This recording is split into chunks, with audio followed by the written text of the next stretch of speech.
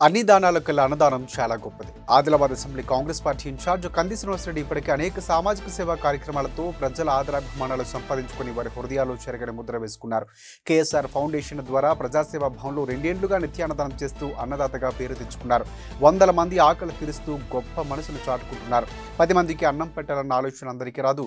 వచ్చినా ఏదో ఒక పూట పెట్టే వాళ్ళే ఉంటారు. కానీ ప్రతిరోజు నిత్యాన్నదానం చేసేవారు అరుదుగా ఉంటారు. ఇక ఆ కోవకు చెందిన వారి కంది శ్రీనివాసరెడ్డి పేదల ఆకలి తీర్చాలన్న సంకల్పంతో ప్రారంభించిన నిత్యానందన కార్యక్రమం నిర్విరామంగా కొనసాగుతుంది. ఇంత మంచి కార్యక్రమానికి శ్రీకారం చుట్టిన ఆయన్ను పలువురు అభినందిస్తున్నారు. నిండు నూరేళ్లు చల్లగా ఉండాలని దీవుల్లో అందిస్తున్నారు. ఆదిలాబాద్ పట్టణంలోని ఓ ఎలక్ట్రికల్ షాపులో దొంగలు పడి కాపర్ వైర్ను దొంగిలించారు. దీని విలువ దాదాపుగా 5 లక్షల రూపాయల మేర ఉంటుందని దుకాణ యజమాని చెబుతున్నారు. ఈ విషయంపై పోలీసులకు ఫిర్యాదు చేయగా వారు కేసు నమోదు చేసుకుని దర్యాప్తు చేపడుతున్నారు. స్థానిక భుక్తాపూర్ కాలనీలో గల సినిమా రోడ్డు పక్కన రాములు కాంప్లెక్స్లోని వాగ్మరి ఎలక్ట్రికల్ దుకాణంలో అర్ధరాత్రి సమయంలో గుర్తు తెలియని దుండగులు షెల్టర్ తాళాలు పగలగొట్టి లోపలికి చొరబడ్డారు. సీసీ కెమెరాలు ధ్వంసం చేసి దుకాణం లోపల ఉన్న కాపర్ వైర్ను తీసుకువెళ్లి పరారుగా. స్థానికుల ద్వారా సమాచారం అందుకున్న దుకాణ యజమాని వాగ్మరే శ్రీమంత్ వెంటనే అక్కడకు చేరుకుని పరిశీలించగా దుకాణంలోని వస్తువులని చిందరవందరగా కనిపించాయి. దాదాపుగా 3 క్వింటాల కాపర్ వైర్ చోరీకి గురైందని గుర్తించి తక్షణమే పోలీసులకు ఫిర్యాదు చేశారు. వారు ఘటనా స్థలానికి చేరుకుని పరిశీలించి కేసు నమోదు చేసుకున్నారు. చోరీకి గురైన సొత్తు విలువ దాదాపుగా 5 లక్షల రూపాయల వరకు ఉంటుందని బాధితులు వాపోతున్నారు. హిందూ హృదయ సామ్రాట్ ఛత్రపతి శివాజీ మహారాజ్ జయంతి వేడుకలు ఈ నెల 19వ తేదీన ఘనంగా నిర్వహించబోతున్నట్లు మరాఠా తిరిలే కుంభీ సమాజ్ జిల్లా అధ్యక్షులు సావాపూర్ విజయ్ కుమార్ చెప్పారు. ఆదిలాబాద్ జిల్లా కేంద్రంలోని ప్రెస్ క్లబ్లో ఏర్పాటు చేసిన మీడియా సమావేశంలో కుంభీ సమాజ్ సభ్యులతో కలిసి కార్యక్రమ వివరాలు ఆయన వెల్లడించారు. పట్టణంలోని రామ్లీలా మైదానం వద్ద ప్రత్యేక పూజా కార్యక్రమాల అనంతరం మహారాష్ట్ర డోలు వాయిద్యాల నడుమ హిందూ సంప్రదాయ రీతిలో భారీ శోభయాత్ర నిర్వహించబోతున్నట్లు తెలిపారు. స్థానిక రామ్లీలా మైదానం నుంచి ప్రారంభమయ్యే ఈ శోభయాత్ర వినాయక్ చౌక్, నేతాజీ చౌక్, అంబేద్కర్ చౌక్ మీదుగా శివాజీ చౌక్ వరకు అంగరంగ వైభవంగా జరుగుతుందని పేర్కొన్నారు. అక్కడ శివాజీ విగ్రహానికి పూలమాలతో పూజలు నిర్వహించి నివాళులర్పించడం జరుగుతుందని వెల్లడించారు. ఈ నెల 19వ తేదీన సోమవారం నిర్వహించనున్న ఈ వేడుకల్లో ప్రజలు, సమాజ్ సభ్యులు పెద్ద ఎత్తున పాల్గొని విజయవంతం చేయాలని పిలుపునిచ్చారు. ఆదిలాబాద్ నూతన మున్సిపల్ కమిషనర్గా బాధ్యతలు స్వీకరించిన ఖమర్ అహ్మద్కు అభినందనలు, ప్రశంసలు వెలువెత్తుతున్నాయి. ఇటీవల జరిగిన బదిలీలో భాగంగా ఇక్కడ విధులు నిర్వర్తించే శైలజా శ్రీ హైదరాబాద్ జిహెచ్ఎంసీకి ట్రాన్స్ఫర్ కాగా ఆమె స్థానంలో బోధన్ బల్జియా కమిషనర్గా పనిచేస్తున్న ఖమర్ అహ్మద్ను బదిలీకి ఇక్కడికి వచ్చారు. 2 రోజుల కిందట బాధ్యతలు చేపట్టిన ఆయనకు పుర ప్రముఖులు, రాజకీయ నాయకులు, వివిధ సంఘాల ప్రతినిధులు మర్యాదపూర్వకంగా కలిసి శుభాకాంక్షలు తెలియజేస్తున్నారు. ఇందులో భాగంగానే కాంగ్రెస్ పార్టీకి చెందిన మైనార్టీ సెల్ నాయకులు ఎంఏ షకీల్ ఆధ్వర్యంలో పలువురు మైనార్టీలు కొత్త కమిషనర్ కలిశారు. పూల బొకేలు అందజేసి శాల్వాలతో ఘనంగా సత్కరించారు. ఆయన్ను కలిసిన వారిలో మహమ్మద్ రఫీక్, ఖలీం తదితరులు ఉన్నారు. స్వామి వివేకానంద రామకృష్ణ మఠమును స్థాపించి 125 సంవత్సరాలు పూర్తయిన నేపథ్యంలో రామకృష్ణ సేవా సమితి ఆదిలాబాద్ ఆధ్వర్యంలో మండల స్థాయి విజేతలకు వివేకానంద భారత జాతికి నా హితవు అనే పుస్తకంపై జిల్లా స్థాయిలో పోటీ పరీక్షలు సేవా సమితి కార్యాలయం నిర్వహించారు. ఈ పోటీలో జైనద్, తాంసీ, తలమడుగు, బేలా, ఆదిలాబాద్, భీంపూర్ మండలాల పరిధిలోని 40 ప్రభుత్వ పాఠశాల విద్యార్థులు పాల్గొన్నారు. పోటీ పరీక్ష అనంతరం విద్యార్థులకు భోజన సౌకర్యాన్ని ఏర్పాటు చేశారు. ఈ కార్యక్రమంలో భాగంగా సేవా సమితి అధ్యక్షులు ఆర్ఏ భూమన్న విద్యార్థులు ఉద్దేశించి మాట్లాడారు. నేటి ఆధునిక విద్యార్థులకు వివేకానందుడి బోధనలు ఎంతో అవసరమని చెప్పారు. బలమే జీవనం, బలహీనతే మరణం, పవిత్రంగా ఉండటం, ఇతరులకు మంచి చేయడం ఇదే అన్ని మతాల సారమని పేర్కొన్నారు.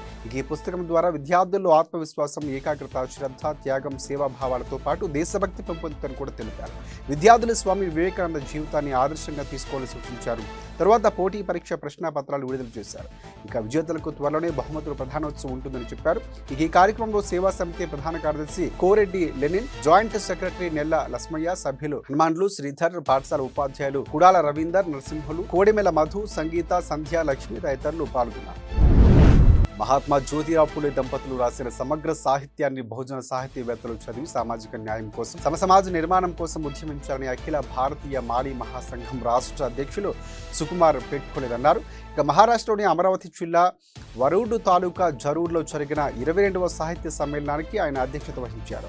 జ్యోతిరావు ఫులే దంపతులు రాసిన సాహిత్యాన్ని మాలీ కులస్తులతో పాటు ప్రతి బహుజన బిడ్డ చదివి దాన్ని ఎక్కువ బహుజన కులాలు ప్రచారం చేసి బహుజన వాదాన్ని బలపరచాలని పిలుపునిచ్చారు. తద్వారా మనకు రావాల్సిన హక్కులు మనం పొందగలుగుతామని చెప్పారు. ఈ సందర్భంగా పూణేకు చెందిన రఘునాథ్ లోక్ రాసిన సత్య శోధన వివాహ పద్ధతి మరాఠీ పుస్తకాన్ని సుకుమార్ పేట్కోలే తెలుగులో అనువాదం చేసి మరాఠీ, తెలుగు భాషల్లో కలిపి ఒక పుస్తకాన్ని రాయిగా సాహితీవేత్తలు ఆవిష్కరించారు. తాను కేవలం చెప్పడమే కాదు, తన కుమారుడు కార్తీక్ పెళ్లి 2022లో సత్యశోధక పద్ధతిలోనే జరిపించామని తెలిపారు. అలాగే నెల 25న తమ కూతురి పెళ్లిని సైతం అదే పద్ధతిలో జరిపించబోతున్నట్లు ఆయన వెల్లడించారు. ప్రపంచ మేధావి అంబేద్కర్ మహాత్మా జ్యోతిబా ఫులే తన గురువుగా భావించాడని గుర్తు చేశారు. దీన్ని బట్టి పూడే ఎంత గొప్పవారో అర్థం చేసుకోవాలని అవసరం ఉందని చెప్పారు. స్థానిక హమాలీ కార్మికుల ఉపాధికి విఘాతం కలగకుండా జిల్లా అధికార యంత్రాంగం తగు చర్యలు తీసుకోవాలని క్రాంతికారి హమాలీ యూనియన్ నాయకులు డిమాండ్ చేశారు. ఇతర రాష్ట్రాల నుంచి వచ్చే వారితో స్థానికంగా ఉండే స్థానికులకు పని దొరకడం కష్టంగా మారిందంటూ ఆవేదన వ్యక్తం చేశారు. ఆదిలాబాద్ జిల్లా కేంద్రంలోని ప్రెస్ క్లబ్లో ఏర్పాటు చేసిన మీడియా సమావేశంలో హమాలీ కార్మికులు ఎదుర్కొంటున్న సమస్యలు పరిష్కరించాలని, పలు డిమాండ్లు నెరవేర్చాలని కోరారు. ముఖ్యంగా హమాలీలకు లేబర్ కార్డులు జారీ చేసే విధంగా తక్షణమే కలెక్టర్ చర్యలు తీసుకోనున్నారు. ఇతర ప్రాంతాల నుంచి వచ్చేవారి మూలంగా స్థానికంగా ఉండే కార్మికులకు ఉపాధి పరంగా ఎలాంటి ఇబ్బందులు తలెత్తకుండా చూడాలని విజ్ఞప్తి చేశారు. ఆ దిశగా కార్యాచరణ రూపొందించాలని సంబంధిత శాఖ అధికారులు కోరారు. అలాగే క్రాంతికారి హమాలీ యూనియన్ నూతన కార్యవర్గాన్ని ఎన్నుకున్నట్లు వారు వెల్లడించారు. 2022-23 ఇన్స్పైర్స్ మేళాలో భాగంగా జిల్లాలో 62 ప్రాజెక్టులు ప్రదర్శించగా వీటిలో రాష్ట్ర స్థాయికి 6 ప్రాజెక్టులు ఎంపికైనట్లు ఈవో ప్రణీత, జిల్లా సైన్స్ అధికారి రఘురామన్ తెలిపారు.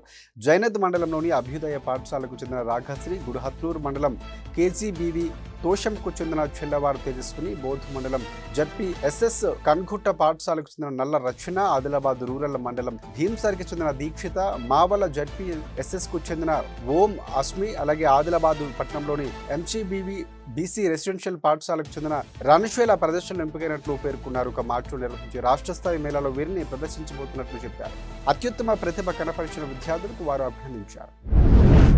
ఆదివాసీ గిరిజనుల సంక్షేమానికి ఏజెన్సీ గ్రామాల అభివృద్ధికి బాటలు వేసేందుకు ఉట్నూరు కేంద్రంగా ఏర్పాటు చేసిన సమగ్ర గిరిజనాభివృద్ధి సంస్థ ఐటీడీఏలో ప్రతి 3 నెలలకు ఒకమారు జరగాల్సిన సమావేశాన్ని 5 సంవత్సరాలుగా జరిపించడం లేదు. దీంతో గిరిజన అభివృద్ధి సంక్షేమం కుంటి పడుతుందన్న అభిప్రాయం వ్యక్తమవుతుంది. స్వాతంత్ర్యం వచ్చి 75 సంవత్సరాలు గడుస్తున్న ఇప్పటికీ ఏజెన్సీ పరిధిలోని అనేక మారుమూల పల్లెలు, గ్రామాలు వెనుకబడి ఉన్నాయి.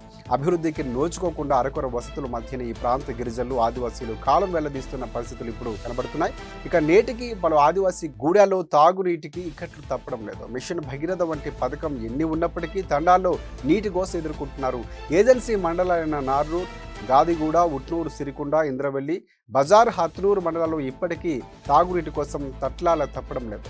ఇక ఏజెన్సీ పరిధిలోని ప్రాథమిక ఆరోగ్య కేంద్రాలతో పాటు సిహెచ్సి సెంటర్లు వైద్యులు, సిబ్బంది కొరత విధిస్తుంది. దీంతో సకాలంలో వైద్యం అందక ఎన్నో ప్రాణాల్లో గాల్లో కలుస్తున్న ఘటనలు అనేకం ఉంటున్నాయి. అటు విద్యుత్ సౌకర్యాలు లేక అనేక గ్రామాలు అధికారంలో కొట్టుమిట్లాడుతున్నాయి. అదేవిధంగా చాలా గ్రామాలకు అంతర్గత రహదారులు సమస్యలు తీవ్రంగా ఉన్నాయి. మట్టి రోడ్లపైనే రాకపోకలు సాగించాల్సి వస్తుంది. వీటన్నింటికీ పరిష్కారం చూపాలంటే ఖచ్చితంగా ఐటీడీఏలో సమావేశాలు నిర్వహించి తగు రీతిలో నిర్ణయాలు తీసుకోవాలనే అభిప్రాయం వ్యక్తమవుతోంది.